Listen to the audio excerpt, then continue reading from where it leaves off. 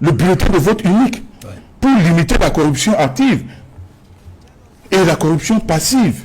Parce que qu'est-ce qui se passe, M. Duval-Fangwa?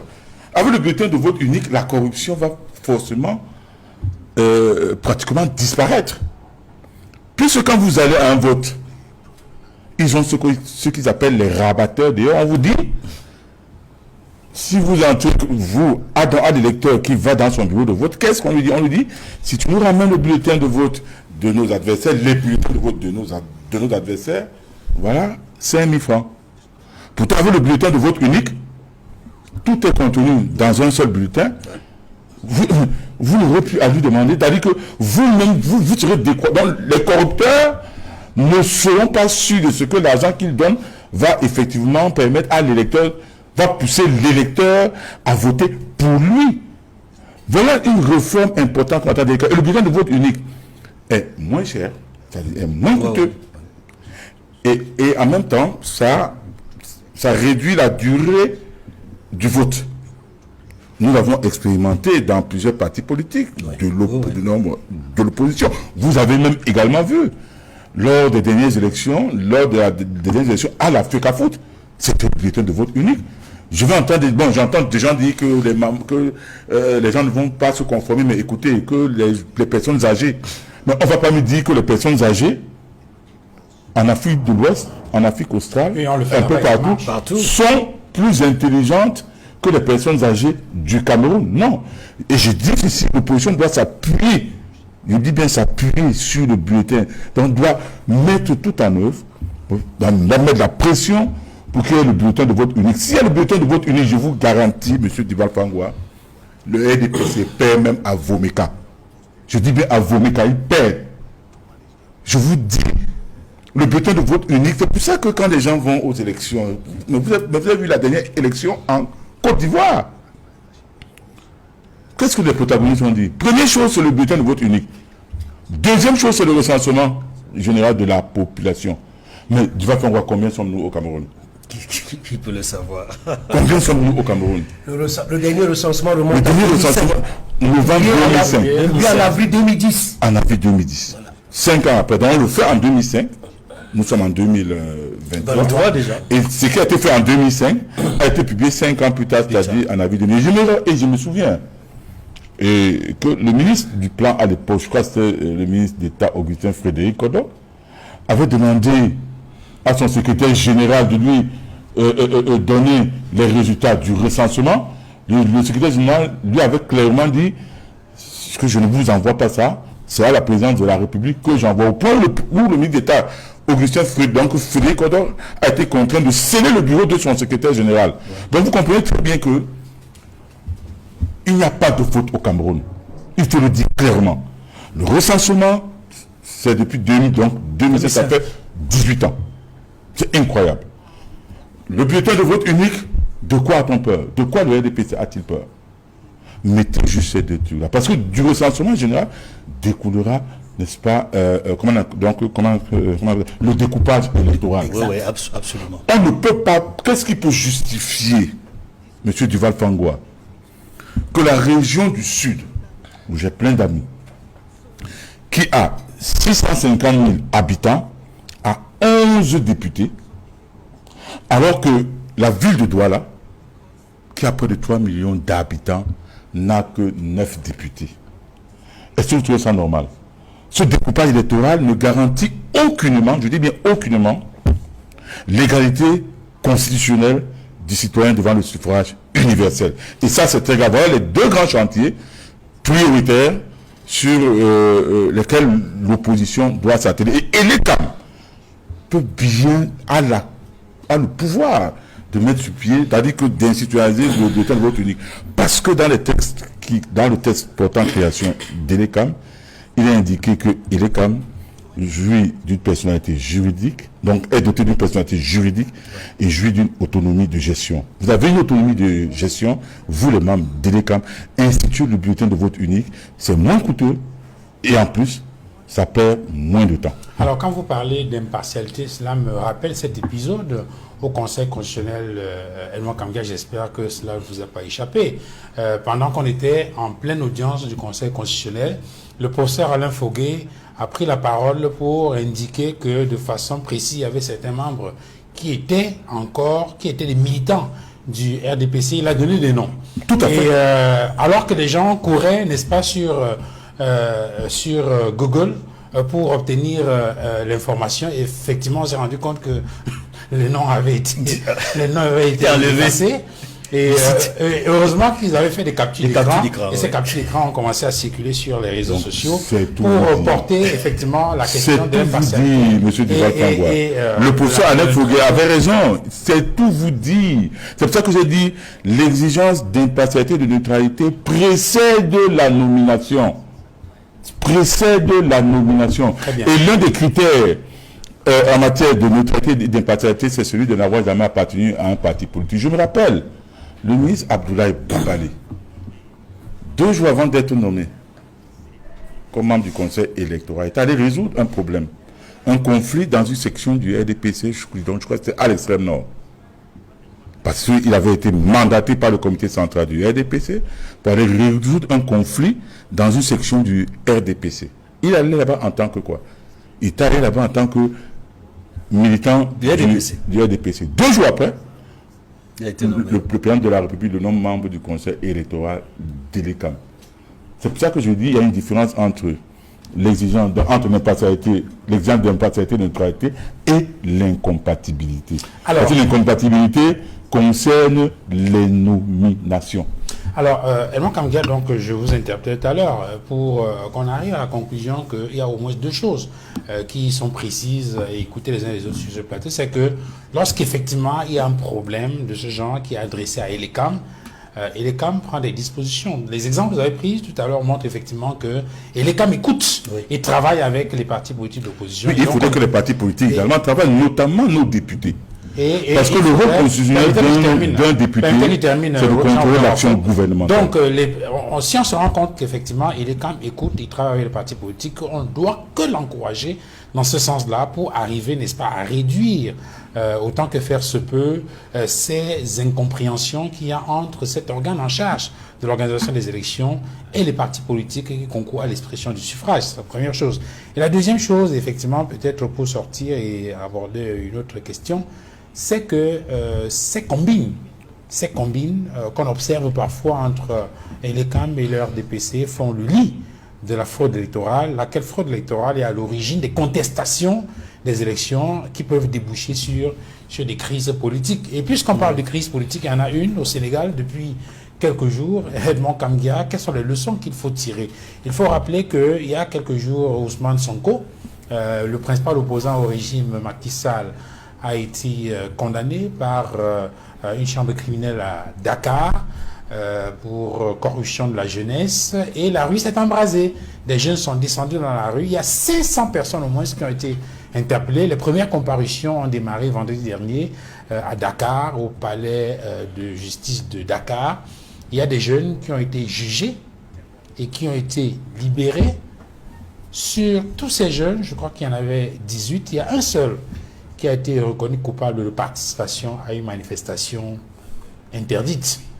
Et les autres ont été tout simplement acquittés. Mais celui-là, bien qu'il ait été reconnu coupable, est rentré libre chez lui. Alors, la question que j'allais poser, c'est, de toute évidence, là-bas, ils n'ont pas peur de la déstabilisation. Avant de répondre à cette question, je vous ai dit un mot sur le thème précédent pour ajouter et compléter ce qu'a dit M. Jean-Robert Wafo. Oui, nous sommes d'accord pour le bulletin unique, parce que c'est moins cher, comme il a dit. On n'aura plus besoin d'imprimer massivement les bulletins pour les partis politiques, pour les urnes et tout ça. Il y a un ou 2 autres éléments qu'il faut ajouter à la biométrie, au vote unique, au bulletin unique. C'est la biométrie intégrale. Tout à fait. Parce que nous avons une biométrie qui n'est pas intégrale. Elle est parcellaire. Elle est parcellaire. Il faut une biométrie du début à la fin du processus. Qu'on s'assure que celui dont le nom figure sur la liste et sur la carte est effectivement celui-là qui est en train de voter, qu'on a vu le nom sur la liste, sur la carte d'identité, avec tous les éléments biométriques. Parce qu'actuellement... Il faudrait que l'une même soit biométrique. L'une même doit être biométrique. On n'a pas la biométrie intégrale au Cameroun. Ça, c'est un pas autre le cas. élément qu'il faut ajouter au bulletin unique. La biométrie se limite juste au niveau de la carte. Tout à fait. Le troisième élément qui me semble important, mais qui passe par, à la limite inaperçu, c'est cette fameuse disposition dans le code électoral qui dit que c'est le bulletin, c'est le PV, En cas de contestation, c'est le PV de l'ECAM qui fait foi. Incroyable. Cette disposition est dangereuse. Elle est dangereuse pourquoi? Parce que dans le fait, avec l'observation que j'ai pu faire de la couverture des élections, je me suis rendu compte que dans la majorité des cas où, je dis bien, la majorité des cas où, en cas de où il y avait des contestations, le bulletin du représentant de l'ECAM faisait foi avec celui du RDPC. Il y avait une concordance énigmatique, curieuse, systématiquement, entre le PV du représentant du RDPC avec celui de l'ECAM. Pendant ce temps, C'est-à-dire le PV des autres entre la candidats était- sous-section et la section. je vous en prie. Il dit les PV des autres candidats, d'autres représentants de l'opposition étaient identiques. C'est-à-dire ils étaient majoritaires par rapport à celui du représentant de l'ECAM et du RDPC. Et cela nous a poussé à faire des investigations. Et nous avons découvert qu'il y avait visiblement quelque chose qui se passait entre la sortie du bureau de vote. C'est-à-dire que quand le représentant de l'ECAM sort du bureau de vote et la délégation du RDPC, il se retrouvait quelque part. Ah bon? Il se retrouvait quelque Au part. laboratoire pour Il y falsifier. avait un laboratoire pour falsifier, fabriquer de nouveaux PV pour qu'il y ait concordance entre celui de l'ECAM et celui du RDPC. D'où les 32 PV de la présidentielle. Voilà. Et l'exemple le plus flagrant, c'est au Conseil constitutionnel, lors de l'élection après l'élection présidentielle, l'affaire des 32 PV, jusqu'aujourd'hui, exigée par le MRC au Conseil constitutionnel. Où sont passés les 32 PV? Vous avez vu, reprenez les images, cette vidéo, si vous pouvez regarder le visage du président du Conseil constitutionnel et de l'ensemble des membres du jury. Ils étaient dépassés par cette question. Et cette question se posait là, à ce moment précis. Parce qu'il y a un membre du jury qui semblait se vanter de ce que tout s'est passé normalement. On a dit, présentez donc les 32 PV. Présentez les émargements sur ces PV. Ce qui n'a jamais été fait. Le président du Conseil constitutionnel avait simplement dit irrecevable, non fondé. Et c'est ce que les enfants ont retenu jusqu'aujourd'hui. Pour répondre à la question que vous avez posée sur le Sénégal, il y a plusieurs leçons certainement qu'on pourrait tirer de cela. La toute première, elle est en relation avec un débat qu'on a eu la semaine dernière sur ce même plateau. C'est que lorsqu'on est candidat à une élection, notamment présidentielle, pour le cas du Sénégal, notamment avec l'actuel président Macky Sall, qui se trouve véritablement dans des sales draps, je le dis au sens figuré, pas au sens propre, parce qu'il est dans une situation très embarrassante par rapport à ses propres principes et convictions. Nous l'avons vu dans son parcours politique au Sénégal. Il était Premier ministre, il était député, il était président de l'Assemblée nationale. Il a occupé de très hautes fonctions, couronné par l'élection présidentielle en 2012, en 2019. Et si vous regardez très bien ces déclarations qui ont été faites dans le passé, il a fait beaucoup de déclarations qui visaient notamment à ce qu'il va respecter la Constitution et qu'il ne se verrait pas dans une situation de faire un troisième mandat. Mais entre ses propos antérieurs, y compris même un ouvrage qu'il a publié dans lequel il dit clairement qu'il ne va pas faire un troisième mandat en 2019, aujourd'hui, son silence, son mutisme sur cette question embrase son pays. Il se tait, il ne dit rien. Or, Ses partisans soutiennent que c'est après le dialogue national qui prendra la parole. vous savez, si vous voulez parler du dialogue national sénégalais, je vous renverrai au grand dialogue national que nous avons eu au Cameroun en 2019, que sont devenus que sont devenues les recommandations. Je ne parle même pas des résolutions. Que sont devenues les recommandations? Rien du tout. On n'en a rien tiré. On n'a rien appliqué.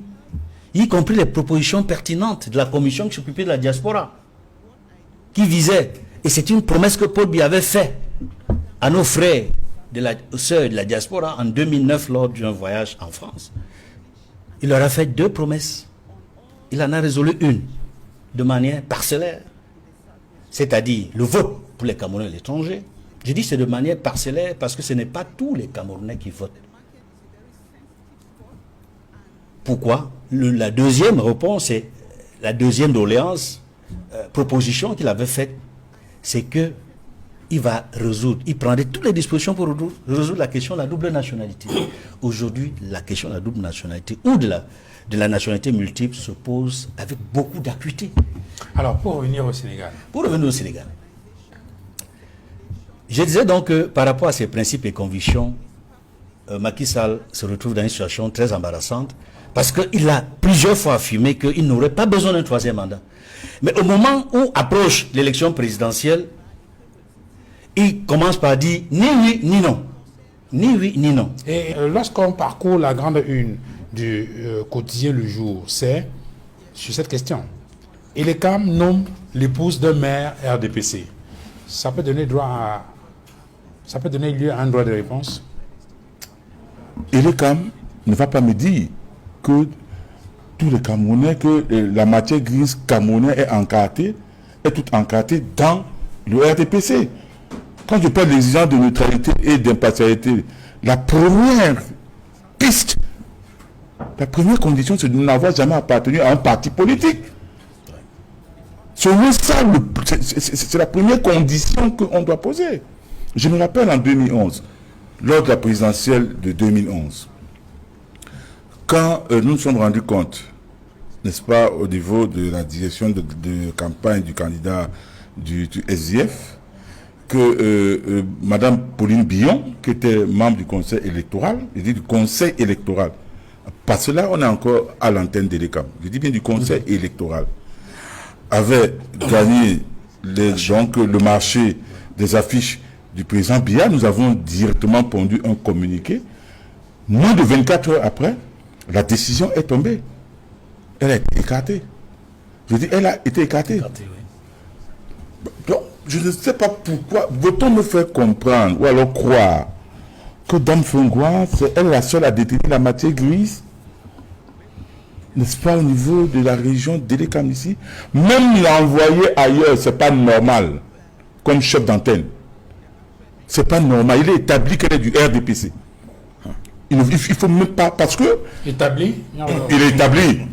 Je dis bien, je pèse mes mots, parce qu'en 2019, il y a eu un cas similaire. Elle était agent au niveau de l'antenne d'Elecam, de Douala 5e. Elle avait dissimulé les kits d'inscription. Et à l'époque, n'est-ce pas, on avait saisi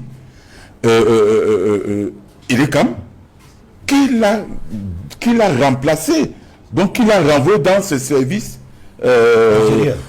centraux, bref, dans ses services régionaux. Je dis déjà en 2019, elle a dissimulé les kits d'inscription d'Elecam. Et oui, on a saisi l'antenne régionale d'Elecam, qu'il a dégagé, n'est-ce pas, de l'antenne d'Elecam à Douala 5e pour la renvoyer dans ses services régionaux. Donc, il y a un précédent dans ce sens. Et je vais dire une chose. J'invite toute l'opposition, n'est-ce pas, à recenser des cas pareils sur l'étendue du territoire. Parce que, voyez-vous, qu'est-ce qui se passe en fait? Le RDPC, sachant qu'il ne peut pas gagner une élection si elle est transparente et crédible, procède pas des entourloupes. J'attends quoi d'Elecam? Puisque c'est l'organe opérationnel. J'attends que Elecam institue le bulletin de vote unique.